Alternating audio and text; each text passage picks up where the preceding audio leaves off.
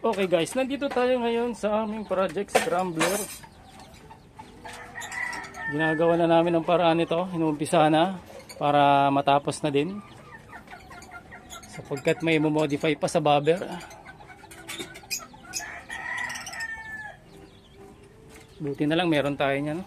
Malaking tulong yan eh. Oo. Yan, bago gawin yung bobber, pinano ko na iuwi ko yan.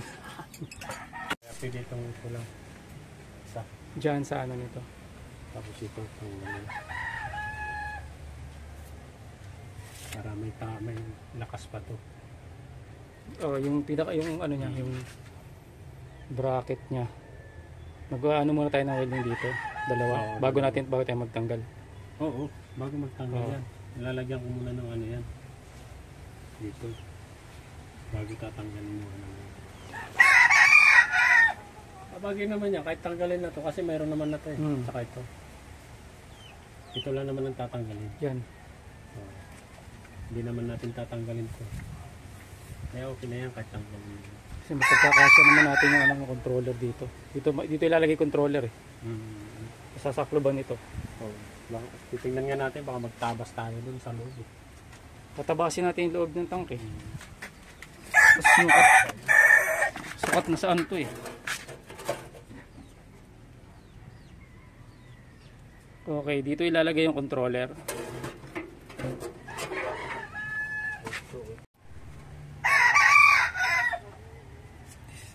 8 yung gitna. Isa lang yung ilagay natin dito. Isa lang. Kung kakasya siya na dalawang patong, tingnan natin. Kung dalawang battery na magkapatong. Para magkaroon din ng design nyo, ano? Oo, sige.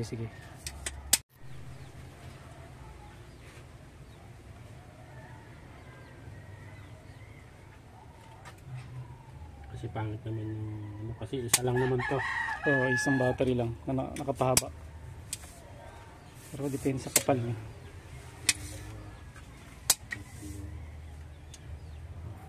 Napili muna ng isang tubo. Isa pang tubo, no? Isang tubo lang.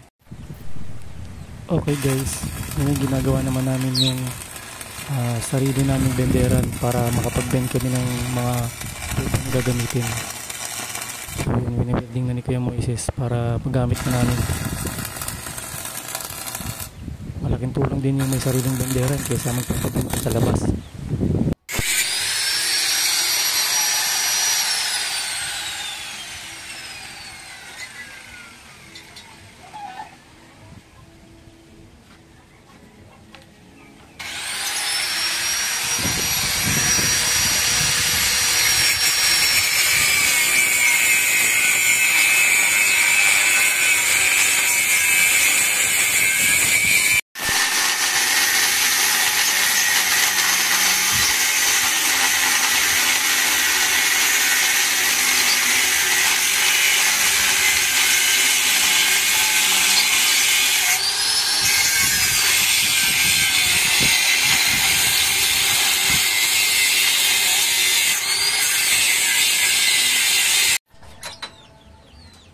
So dito yan.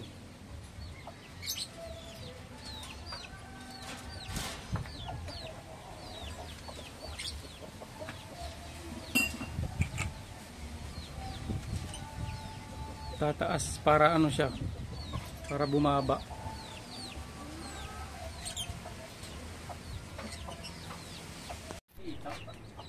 Okay, ang plano ko dito bawasan na lang natin kahit medya lang. Medya na lang ibababa natin. Para hindi siya sobrang baba. Oo, mababa yan. Medya lang ibabawas natin. Kasi kanina binawasan yun ng 2, di ba? Medya na lang ibawas natin. Makakaya ko na yan. Bagla yung sobrang taas kanina kasi kung medya malaking na rin yun eh.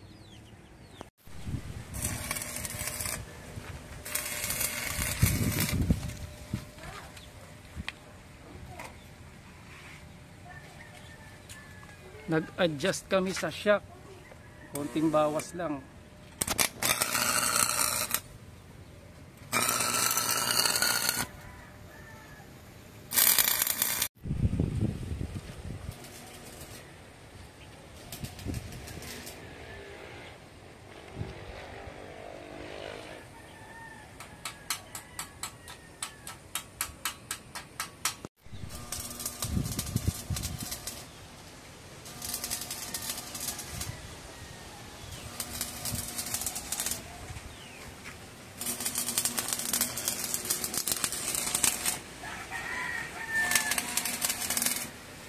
Ayan, ano? Yung ganito. Susukatin ko lang. Tama ba? Sika lang. Alam, umabot ang difficult yan. Pangit naman pag tinabas natin dito. Oo nga. Kaya tatas ko pa ng mga dos. Ay ano, kailangan dos yung papasok ko dyan. Alam kung pa ganyan ba o pa ganun. Mas maganda. Kung saan yung convenient na ano, na makakapasok. Okay guys, Kasi update. mas maluwag dito. Update sa aming ginagawang scrambler. Battery box pa muna yung gagawin. Para maiplastar at maisukat yung ikakabit na battery. Kasi na tandaan niyo yung ano nun, yung sukat niya yung ano, yung tawag dito lapad. Alanganin eh. Alanganin dito sa ano eh. NYB na nga yung lapad eh. Pag pinaganon mo, tapos 4 yung lapad, nakukuha siguro pag patagilid.